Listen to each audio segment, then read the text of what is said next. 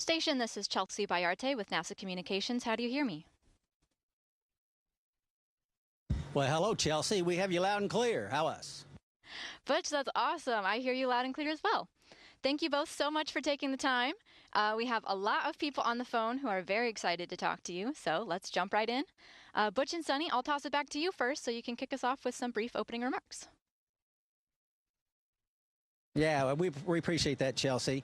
So, yeah, it's been quite an evolution over the last 3 months. We've been involved from the beginning through all the processes of assessing our spacecraft, Calypso, and it was trying at times. There were some tough times all the way through. You certainly, as the commander and the PLT of your spacecraft, you don't want to see it go off without you, but that's where we wound up. And through all the process, most of the news we heard, as we would hear things over the news waves and the different means that we have to get information up here, that 80% of the time you'd hear Suni and Butch, Butch and Suni, Suni and Butch, Butch and Suni.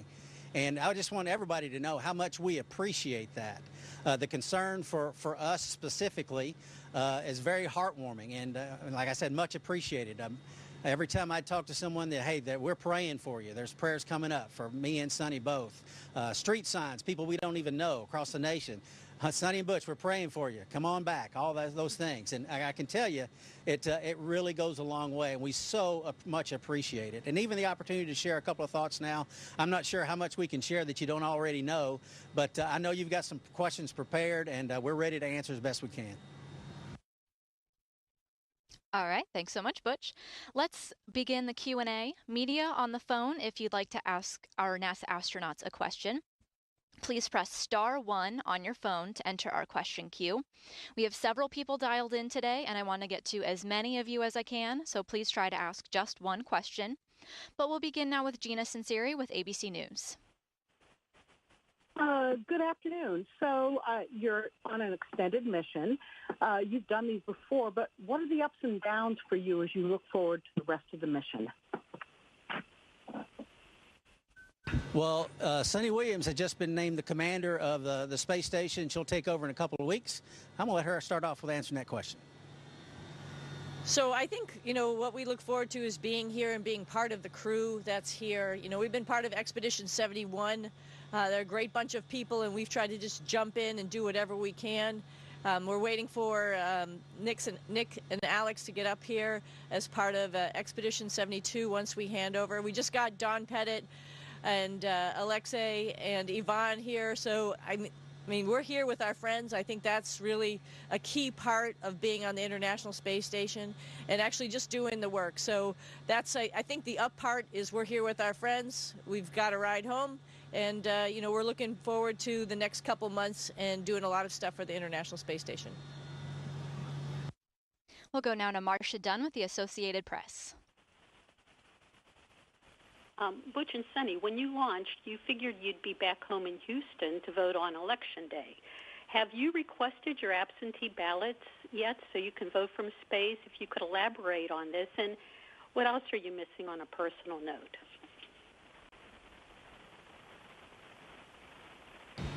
I sent down my request for a ballot today, as a matter of fact, and they should get it to us in a couple of weeks. And absolutely, yes, it's a very important role that we all play as citizens, is to be included in those elections, and NASA makes it very easy for us to do that. So we're excited about that opportunity.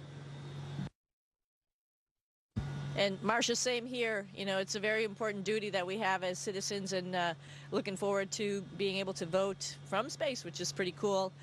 You asked what we miss, right? Of course, the things that we always miss, our families. I miss my 2 dogs. I miss my friends. But you know what? Like Butch said, there are so many people on Earth that are sending us messages, and it makes you feel just right at home with everybody when we're able to have those conversations with our friends and family at home. So I know they understand. I know it's tough on them as well as, being away from home, of course. But everybody understands, and everybody's cheering for us to get back with Crew 9. Our next question will be with Tom Costello with NBC News. Hi, Butch and Suni. Nice to see you both. Butch, I can't believe how fast your hair has grown in the few months you've been up there on station. Can I ask you this question? I'm just wondering, recognizing that you're both team players and veteran NASA astronauts, do you feel let down by Boeing and Starliner and the fact that this is clearly not something you planned for your life?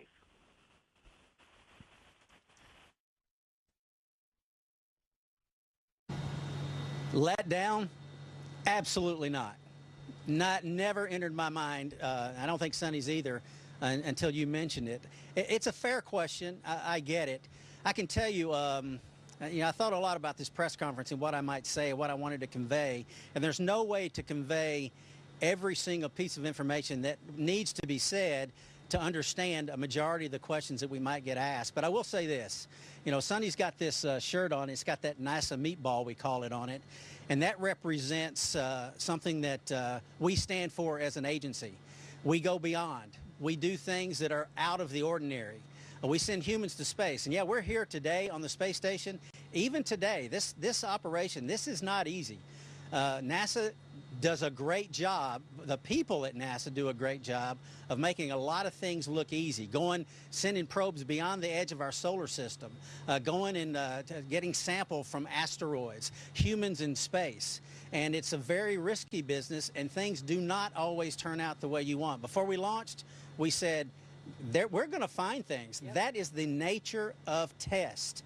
Every single test flight, especially a first flight of a spacecraft or an aircraft that has ever occurred, has found issues. That's things that you just cannot think about. 90% of our training is preparing for the unexpected. And sometimes the actual unexpected goes beyond what you even think that could happen. And that's just the way it goes sometimes, because we are pushing the edges of the envelope in everything that we do. And it is not easy. And I'm grateful for the organization. I'm grateful for the people that are passionate about what they do, that we can make it look easy. We can go outside this International Space Station and do an EVA, a spacewalk, and things go off many times without a hitch, because we're making it look easy by dedicated efforts, monumental efforts on the ground and in space here to make it look that way. And it's like I said, it's not an easy thing to do, but that's not why we do it. Maybe we do it because it's hard, and pushing the envelope into any envelope is very difficult, regardless of where you're at. And in space is certainly the case. We'll take our next question now from Stephen Clark with Ars Technica.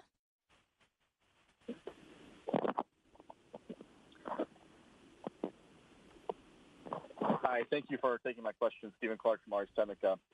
Butch, you mentioned this in your introduction for a moment, but both of you are veterans of the Navy captains. I just wanted to hear your thoughts from each of you on seeing your ship leave without you. What was that like, and were you staying up late to watch the landing the other day?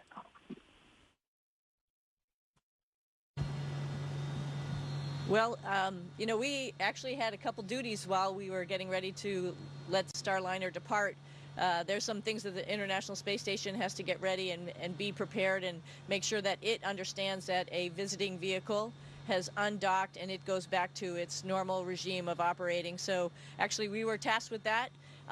We were up in the cupola and we were watching our spaceship fly away at that point in time. So I think it was good. We had some extra activities. Of course, we're very knowledgeable about Starliner, so it was obvious, what was happening at each moment. We were talking to our control team, people, friends of ours that we know how much time and effort that they have put into this spacecraft, the excellent and precision activities that they're doing down on the ground. It was nice to have that, one-on-one conversation over the space to ground as Starliner was leaving, just knowing that she was in their hands and they were going to do the best that they could to get her back home.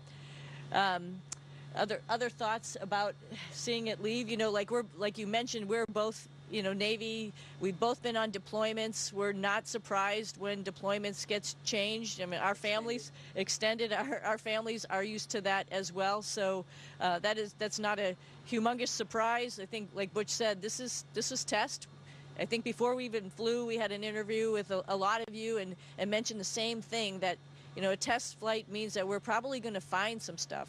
We've done as much as we can to look at the envelope that we're going to operate in, but this is the first time that we've had humans in space in Starliner, and we did find stuff, and we made the right decisions, and we're here, and that's how things go in this business. Like Butch said, it's risky, and that's how it goes in the business. We'll go to Joey Roulette with Reuters. Hey, thank you. For both of you, you both have had, for the past few years, you've played a very kind of intimate role in Starliner's development, which, of course, has not been easy for Boeing for a number of reasons. And I know failures is common in spacecraft testing, but looking back, what could Boeing have done differently in Starliner's development?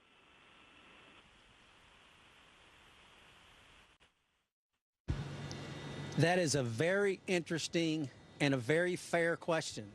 I'll say this. There is not enough time right now to go into all the details to make any answer I think that I could give make complete sense. I could say a few things and it would be taken the wrong way, a way that I didn't mean it to be. So for questions like that, all that will play out in the coming months. We've got lessons learned that we will go through. We will have discussions. We will be involved with those discussions, and things that need to change will change. Obviously, when you have an issues like we've had, there's some changes that need to be made. Boeing's on board with that. We're all on board with that. And I can tell you, when you push the edge of the envelope again and you do things with spacecraft that have never been done before, just like Starliner, you're going to find some things. And in this case, we found some things that we just could not get comfortable with putting us back in the Starliner when we had other options. There's many cases in the past where there have not been other options. We were very fortunate that we have the space station and that we had the option to stay and we had the option to come back a different way if that's what the data showed. I think the data could have gotten there. We could have gotten to the point, I believe, where we could have returned on Starliner, but we just simply ran out of time because there's other tests that need to be done and other assessments that need to be done, and had we had a little more time, then we could have done it. And why didn't we take the time? Well, it's the International Space Station. We've got 7 people, 7 USOS crew on board, 12 total, and we've been 6 on board for quite some time. And to staff the space station with 6 people, we've done it well, I think, over the last couple of months, but it's not prepared for that long term. And so we had to make some decisions on a timeline. And the timeline came to the point to where we had to decide, is Starliner coming back with us or without us? And we just did not have enough time to get to the end of that runway where we could say that we were going to come back with it. I think we'd have gotten there, but we just ran out of time. We'll take a question now from Jonathan Seri with Fox News. Thanks so much for taking the time to do this. Butch, you mentioned at the beginning of this news conference you appreciated all the prayers. You've been very forthcoming about your faith throughout this mission. I'm wondering how your faith has helped you throughout this mission and whether there are any ways in which this mission has informed or influenced your faith.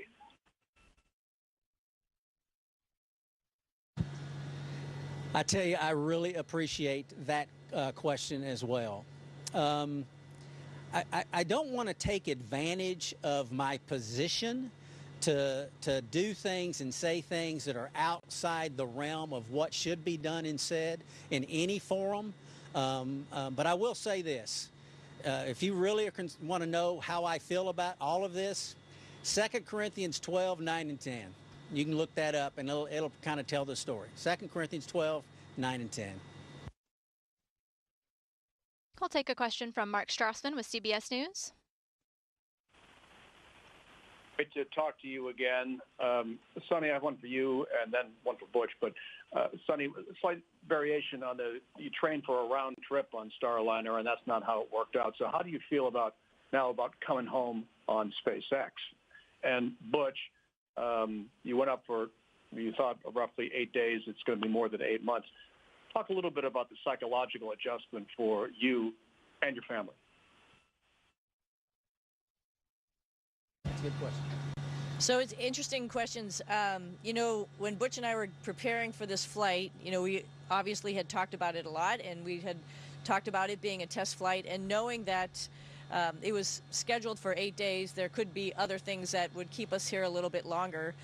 We've been training for not only Starliner, but also the International Space Station for a number of years.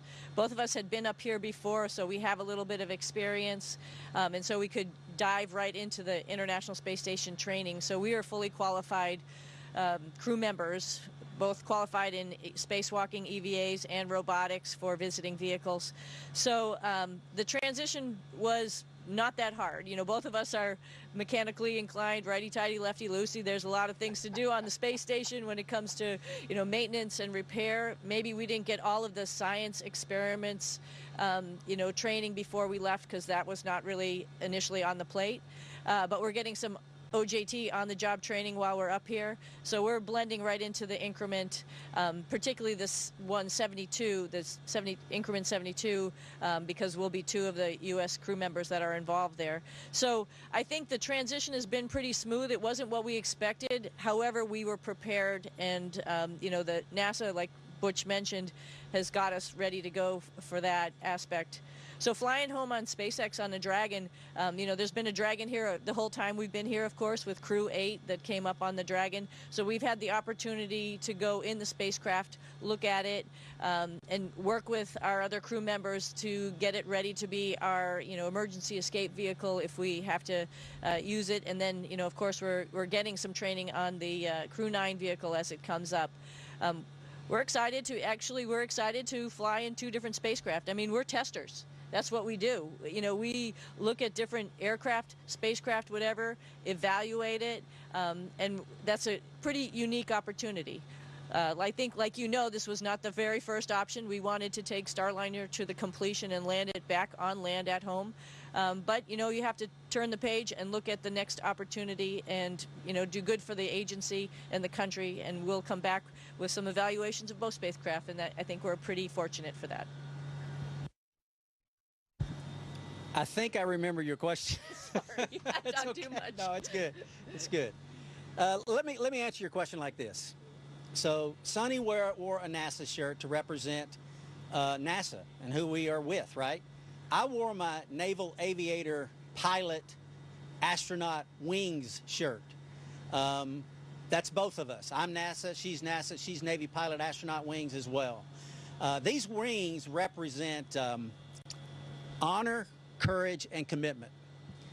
NASA, our core values within the astronaut corps at Flight Operations Directorate, Johnson Space Center, we have core values that we stand by. And there's many of those. Many of those are biblical principles. I can sum it up in one word, and that's resiliency. We are tasked, and we learn, and we train to handle all types of situations. And this is not just at NASA. This is something Suni and I have done for an entire career. And this is something that, you know, she doesn't have children, but she has some nieces and nephews, and I know she instills in them the same thing I instilled in my daughters, my wife and I, and that is to be resilient. You have to go with what the good Lord gives you, whatever that is, whatever is allowed, whatever comes by. And, you know, I don't look back and say, woulda, shoulda, coulda. I look back and say, going forward, how can I fix? What can we do to make this better? And that's our mindset right now. I don't look back and say, oh my, this or that. I don't. Yeah. And that's not, you know, it's more this resiliency is not, it's not what we do at NASA. I think it's more who we are. And we deal with all types of difficulties in all types of situations. And it builds a great deal of fortitude, and it builds a great deal of character, not just within NASA, but all of the contractors, because like I said earlier, this is not an easy business. So we go with it. 8 days, it was more than 8 days, but 8 days is a number that keeps getting said. It was going to be longer than that. But 8 days to 8 months or 9 months or 10 months, whatever it is, we're going to do the very best job we can do every single day, because that's what the folks that do this type of job have to do. You have to have that mindset, because it is not an easy business, like I said. Thank you both. We'll take our next question from Jeff Faust with Space News. Hey, good afternoon. We had heard in some earlier briefings from NASA officials that you were able on some occasions to call in from station to some of the meetings they were having about Starliner. What was your impression from your unique vantage point of how those meetings went and how your input was brought into their discussions about what to do with Starliner? Thanks. Thorough, all-encompassing, great character that we would hear in the room when there were disagreements, and there are. I mean, any kind of discussion like this, there's going to be disagreements. It was handled with the utmost compassion, which is good, passionate about their points, but with the utmost character, respecting each other and each other's opinion, going through it all. We did mostly listening and taking it all in, because we did have a say in how all this would turn out. Thankfully, our managers and our leaders allowed that we would be included, and they wanted us included, and for that we were of course grateful. Ultimately, like I said, though, the decision was made that was made. As soon as it was made, we're on board, right? And it doesn't matter if I agreed or disagreed. It doesn't matter. The decision that we are given is what we're going to march to. Again, like I said, because that's not what we do. That's who we are. Hey Jeff, I might add just a couple things. I was really impressed. There were a lot of opinions. There was a lot of data coming in at different times, and a lot of people trying to digest that data and understand it and take it forward. I think it was really impressive for our leadership and our management to take the time and listen to everybody's opinion and really try to understand where all of that was going. That's really a benefit of this organization. We have a lot of people from many different backgrounds. You're seeing 2 Navy test pilots here, but we have scientists, we have engineers, we have doctors, the whole gamut for putting humans in space. And it takes a lot of people to get on board to have us come up to space, to the space station, and have us come home. And all of those people have a say. They have a direct input. And our leadership really opened the door and really was open to understanding everybody's opinion. And that's really impressive. And it's a way a good organization works, where everybody's opinion is funneled up to their specific directorates and then taken into account by the upper management. So we have to just understand that and be very thankful we have an organization that does that. We'll take a question now from Kristen Fisher with CNN. Hi there, this is Kristen Fisher, and we are actually live on CNN right now. So I might ask a question that has already been asked before, but slightly differently, so bear with me. Butch and Suni, thank you so much for doing this. And I know you both have done long-duration missions before. You've trained for every contingency. But, NASA astronaut Frank Rubio, who was in a similar situation as the two of you, he said that he still had a few hard days as he kind of wrapped his head around going from a 6-month mission to a 12-month mission. So I'm just curious how that transition has been for the two of you mentally when you learned that you'd be going from a days-long mission to an 8-month mission. Thank you.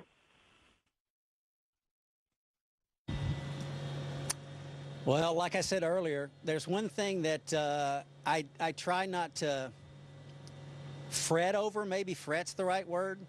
It's things that I can't control, I'm not gonna fret over it. I mean, there's no benefit to it at all. Yep. So my transition was, maybe it wasn't instantaneous, but it was pretty close. Yeah. If I can't affect it, if there's nothing we can do, there's nothing we can do. So we march forward, carry out the plan of the day, as we used to say back in my AOCS days, and shortly thereafter. Aviation Officer Candidate School, by the way, that's what that means.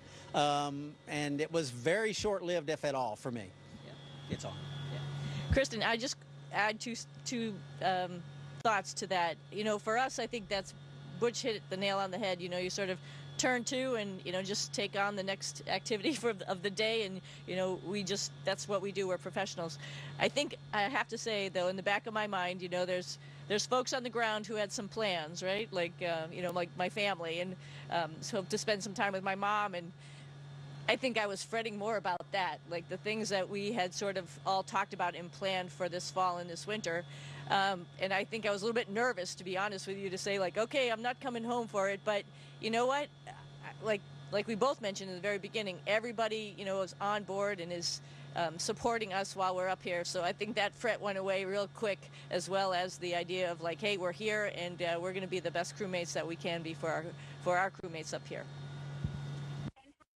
That's great to hear, you guys. Our next question now will come from Lauren Grush with Bloomberg. Hi, Butch and Suni. Thank you so much for doing this. Earlier, you talked about watching Starliner go home. I'm just curious if you can go more into the emotions you were feeling when it ultimately returned safely. Was there any disappointment that you weren't on it?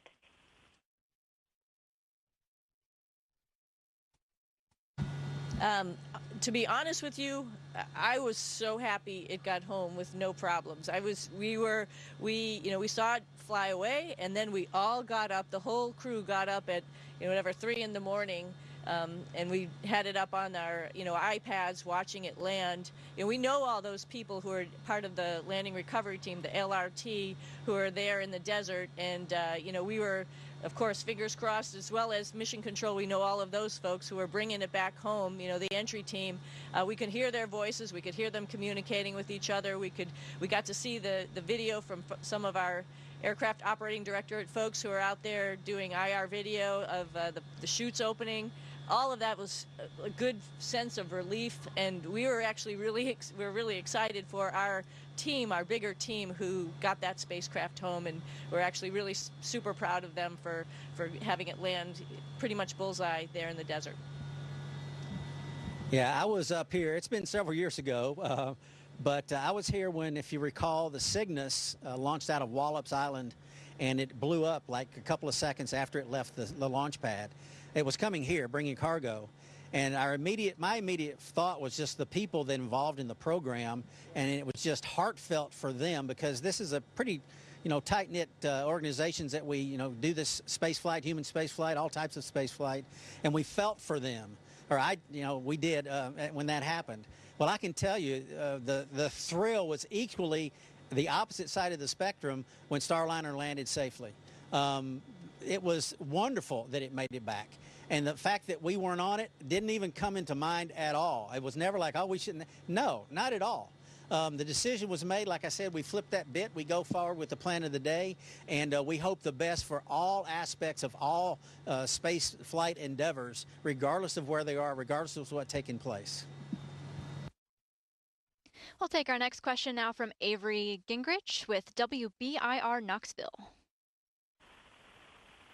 Hi, guys. I know both of you have plenty of experience up in space, but can you describe what's going on with your bodies right now as you continue to adjust and how you're preparing for the months ahead? What's going on with our bodies? Well, I asked the question, and I was told I have the second best hair in the scene. So that's for as far as that goes. Yeah, I have grown my hair a little bit longer than I've ever grown it, actually since college probably, just because. Why not? I don't know. Very fortunate. I think Suni and I both are very fortunate the way the good Lord wired us. Transitioning to space and transitioning back is very easy for us, and it was here as well. It seems like we've been here before, and we have, but it's comfortable. Of course, one thing about space flight which is wonderful, your joints don't ache because there's no pressure on them. So all the aches and pains you may feel on a just daily basis are not prevalent in space, which is actually quite nice. I will say one. I wouldn't say unfortunate. One thing, both Butch and I also like working out, so that's a good thing, because when the mission was shorter, I sort of had a small timeline that I was going to really crank it out on the exercise equipment here, because of course you lose bone density and muscle mass. But my mind had a transition now to 8 months, and how I'm going to keep that motivation up. Again, good thing both of us like to work out. He's an early morning. He's up at like 4:30 in the morning to work out. I'm a little more about 6 a.m.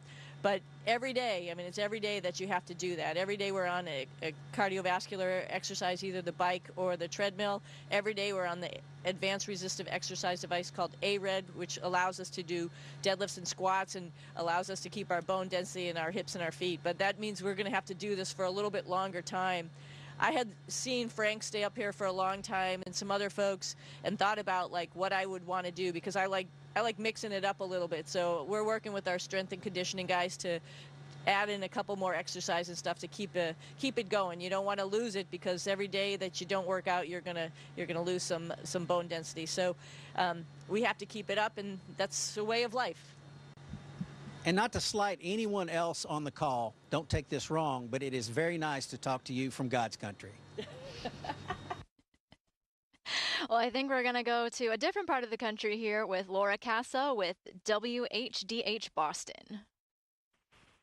Hey, thank you so much. Suni, this is for you. So many of your friends in Massachusetts are, of course, following your journey closely, cheering you on. What do you say to your Massachusetts family who are watching you from here on Earth?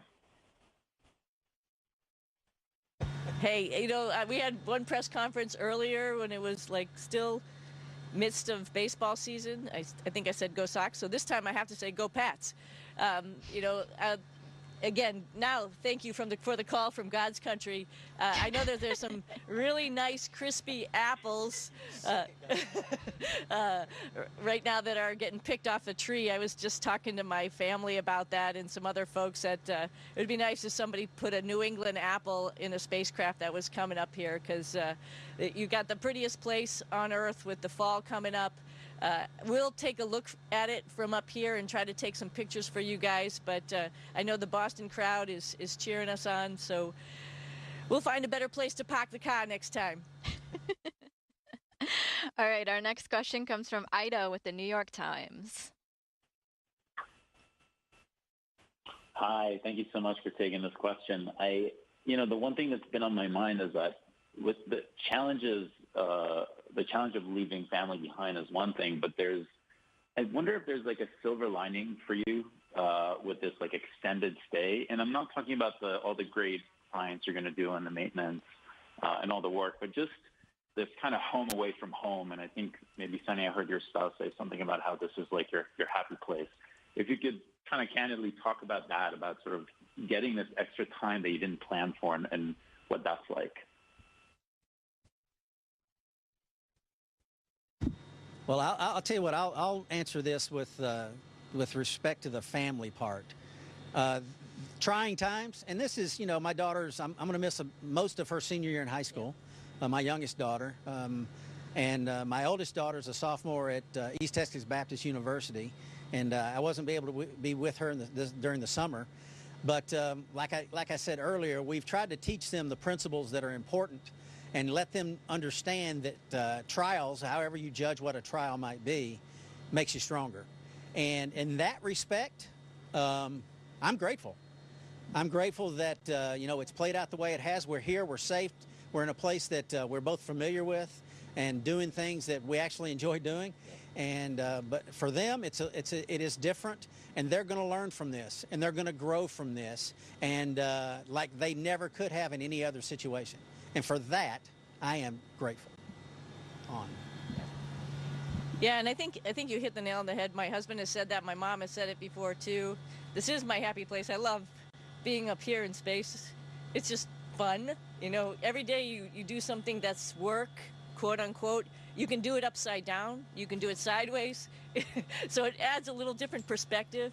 And about staying up here longer, one of the things I was sort of regretting about a short duration flight is I wasn't going to be able to share it with a lot of people. One of the things I like to do up here is sort of write like a little recap of the week and send it down to people so they can see what fun we're having and what kind of work we're doing up here, because it is so much different than being on Earth, and I think it opens up that door of making you think a little bit differently, just perspective.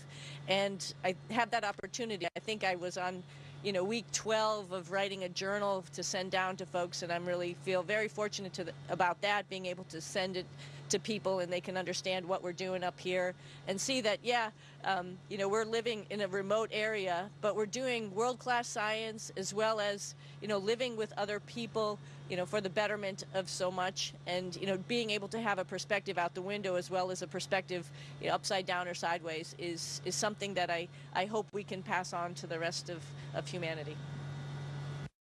All right, our next question is with Aishwarya Kumar with ESPN. Hi, thank you guys so much for taking the time. My question is for Suni, and it's a little philosophical, so apologies for that.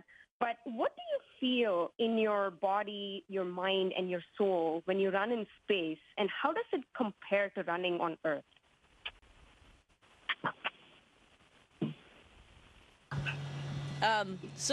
Interesting question. I was mentioning a lot of the physical activity that we do up here. It's a little harder, a little different, but fun at the same time. When I'm on Earth and I'm running or moving, there's a lot of things going on in your mind, but you can't get away from being on Earth. I love to take my dogs for a walk early in the morning, so you can, hear the birds singing and hear the day start here. That's really not the activity. It's sort of funny though that I just thinking about it, when I first got up here, I saw something fly by and I thought it was like a bug. But then I realized, oh yeah, we're up in space. That's not going to happen. So your mindset sort of changes. But then again, like I was just mentioning in the question beforehand, your perspective changes. And being able to be on the lifting device and looking right out the cupola window above you and seeing our planet go by, and then taking the moment to go and look in the window between sets, or just to have that moment to be quiet on the treadmill or whatever, it takes you to a different place. And it's very peaceful up here a lot of times. There's a lot of work that's going on, but it also gives you a time to be a little introspective, a little change your perspective on a lot of things how we do things on Earth. Like, it really is difficult for me to imagine people on Earth not getting along together. It's the one planet we have, and we should all really be happy that we're there together, because that's it. That's our place. So I think that's pretty much how I feel about that. It just changes your perspective. I can tell you, if you're looking for a guest picker for College Game Day, give me a call. Also, I've been asked several times, yes, I do have the SEC network. All right, well, that is all the time that we have. I want to sincerely thank you, Butch and Suni, for participating today. We can't wait to follow along with the rest of your mission. Goodbye, good night, and thank you again. Station, this is Houston ACR. That concludes the event. Thank you to all participants. Station, we are now resuming operational audio communications.